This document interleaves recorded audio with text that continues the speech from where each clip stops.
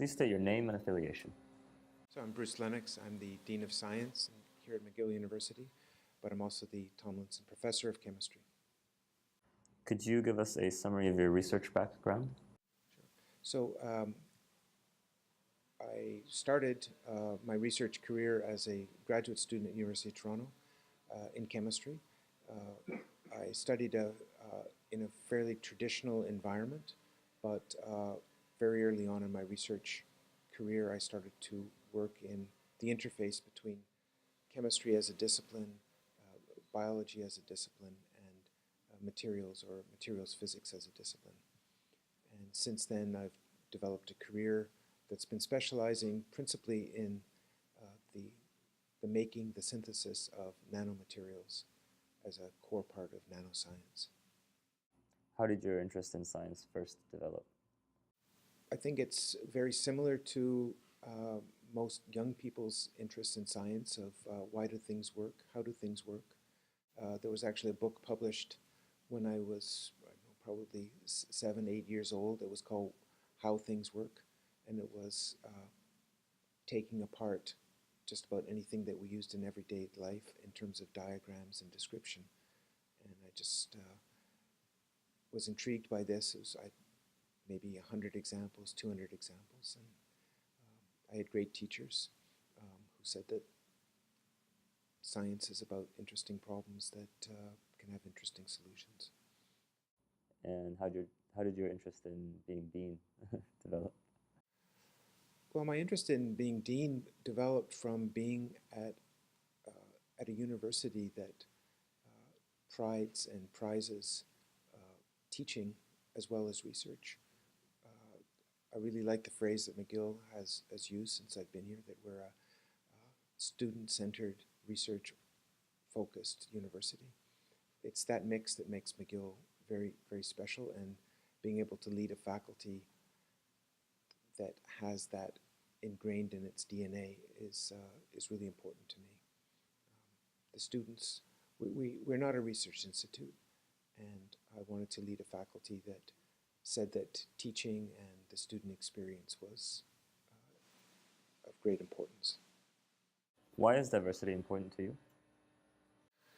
Well, you know, I really think that diversity is an acknowledgement that whatever environment we're working in, whatever environment we develop within our personal lives, is that people are people, and talent is talent, and qualities are qualities. And never in my experience throughout my life have I ever seen any differentiation, any distinction between people's backgrounds, their gender, their ethnicity, in terms of those fundamentals. So it's an acknowledgement that fundamentally we're all the same, and therefore the barriers that are artificially put up have to be deconstructed. We get incredible richness from diversity. Have you seen much improvement for women, minority, or LGBT in science? Within science, I think the major obvious divisions are in gender. The LGBT community is not. It's obviously there. It's part of our infrastructure. I've never seen any negativism in my experience as a researcher, but also as a teacher in a university environment towards that community. But there have been very strong traditional polarizations along gender, not ethnicity, but among gender. The improvements are spectacular in the last 20 years in this regard, across most of science, not all of science, but most of science. We have a lot of work to do still. What are some specific things that you feel still need improvement for women, minorities, LGBTQ in science? Well, no, I think I'll focus on the gender, the women. because I really think that science is orientation blind, and I think it's really ethnicity blind. Science has always been a international endeavor.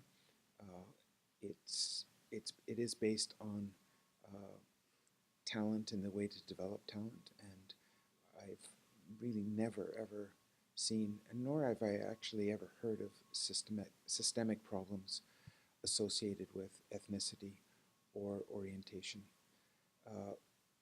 But as I said a moment ago, with gender, there have been really important polarizations. I think the most important improvements have actually been the ones that are the most subtle. A great deal of the difficulty of having a gender-blind work environment has to do with how there's an association of gender with the ability to perform a job.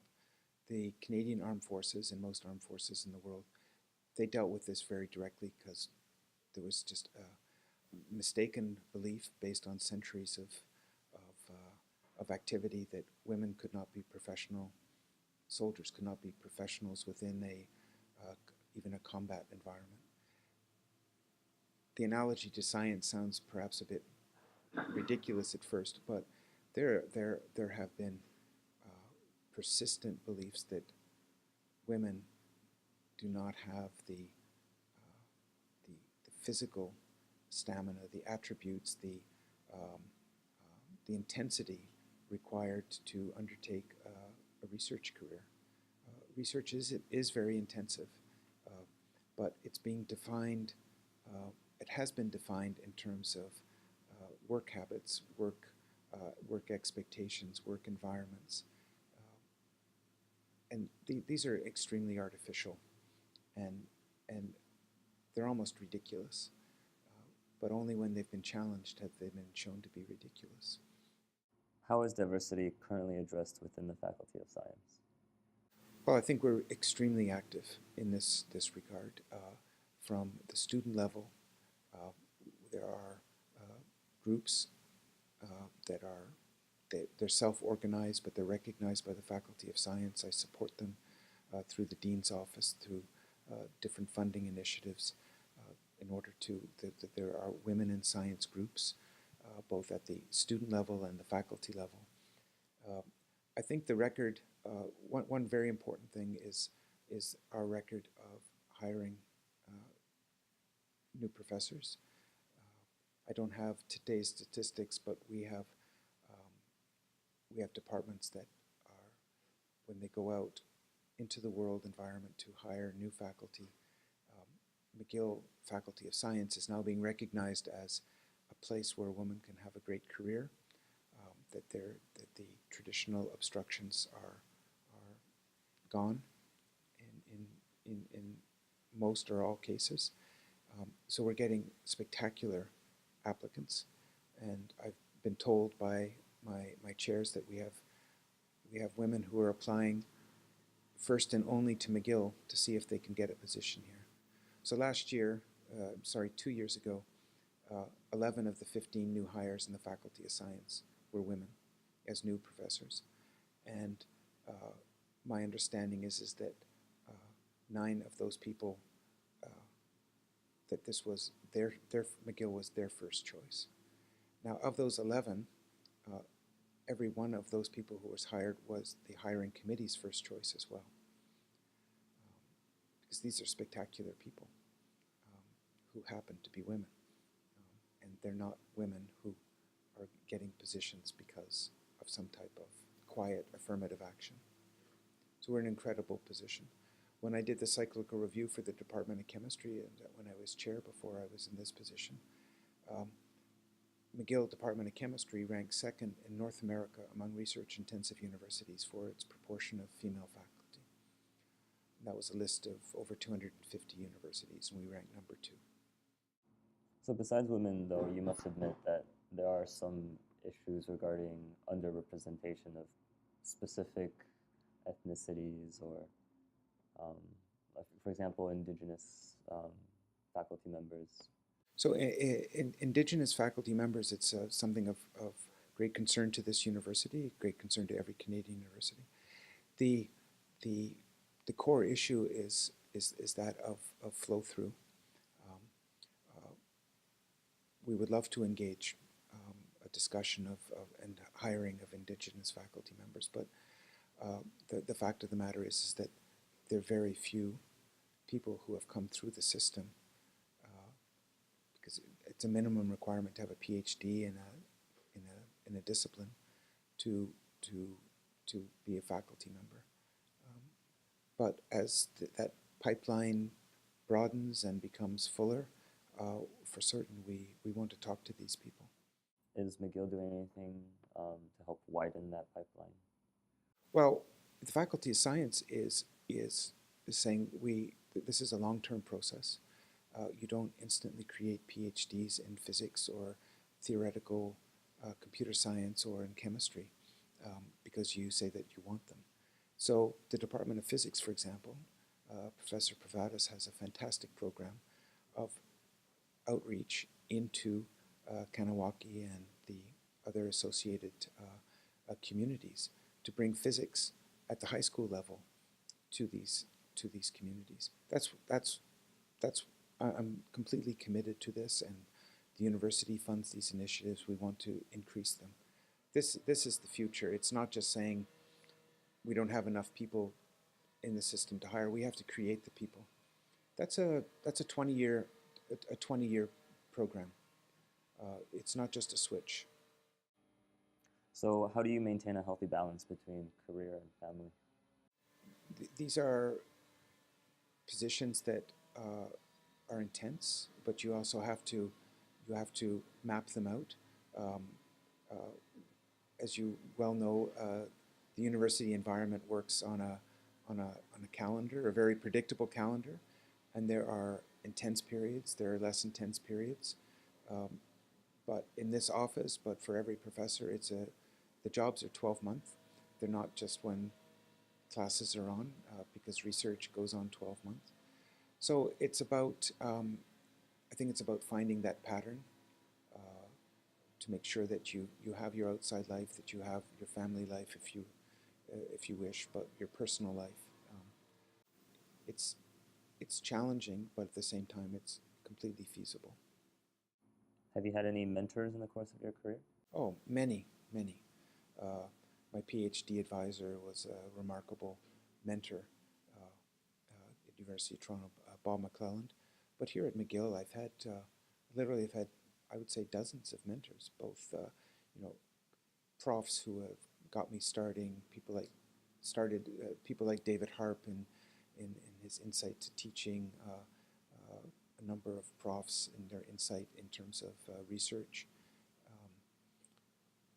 I've had many people mentoring me in terms of how to manage an administrative load. So it's we work in a collegial environment. I think it's a term that is not widely understood, even within the university among the student. We have people who are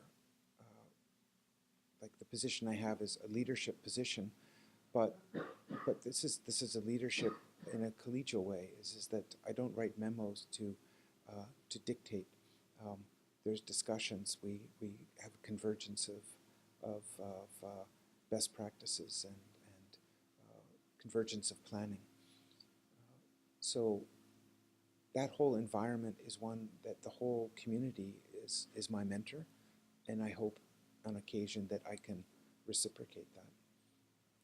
I learn as much from assistant professors, very much so, as I do from senior people, because we don't have a hierarchical structure here at McGill. What advice do you have for someone, particularly a woman or a minority or LGBTQ, who's interested in science?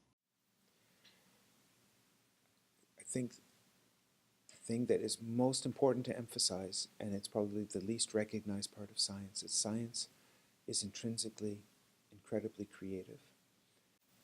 Young people express creativity and they rejoice in creativity.